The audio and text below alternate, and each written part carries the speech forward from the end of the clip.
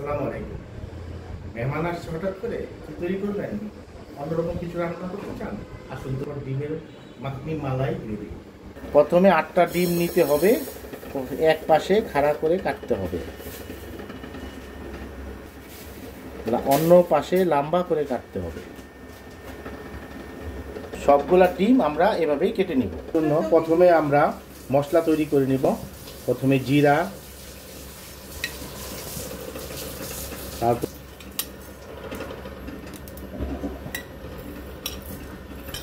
এইভাবে কয়েকটা শুকনো মরিচ, এটা জয়ফলের অর্ধেক, জয়ফলের কয়েকটা এলাচ এবং সবচেয়ে আরেকটা ইনগ্রিডিয়েন্ট মিষ্টি জিরা দিয়ে নিতে হবে। সবগুলো আমরা দিয়ে কিছু সময় আমরা এখানে ভেজে নেব। 2-3 মিনিট ভাজার পরে উঠিয়ে ফেলতে হবে, তারপরে 2-3 মিনিট ঠান্ডা করতে হবে। মশলা একটা ব্লেন্ডার নিয়ে সুন্দর করে ব্লেন্ড করে নেব। তৈরি হয়ে গেল আমাদের প্রথম উপকরণ। এবার আমাদের দ্বিতীয় উপকরণ তৈরি করতে হবে। তার জন্য আমরা কিছু টক দই নিয়ে নিব, মতো।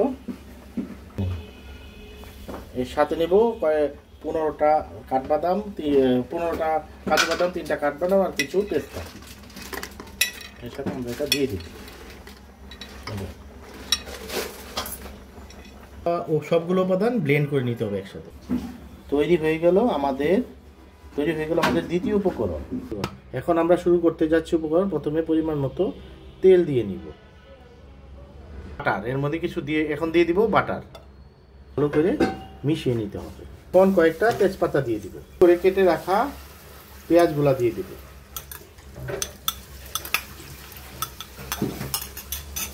আমরা দিয়ে দিচ্ছি আদা রসুন।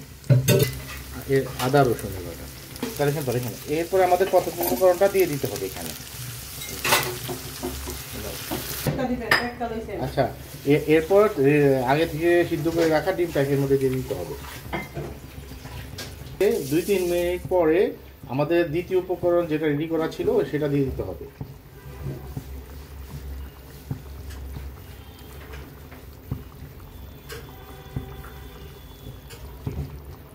এখন ফ্রেশ ক্রিম আমরা দিয়ে দিব এখানে কিছু পরিমাণ। এখানে গরম করে এখানে কিছু বাটার, আগে থেকে কিছু আদা কুচি, কিছু মরিচের কুচি আর ক্যাপসিকাম আমরা এখানে দিয়ে দিব।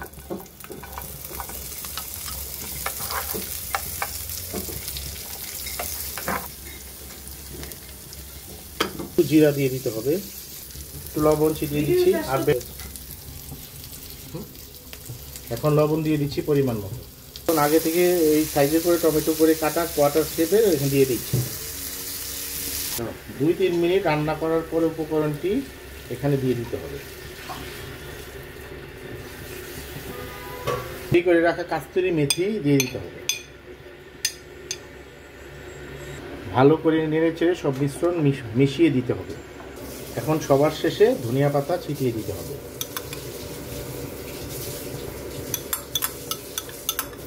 চার মিনিট পরে রান্না শেষ হয়ে যাবে।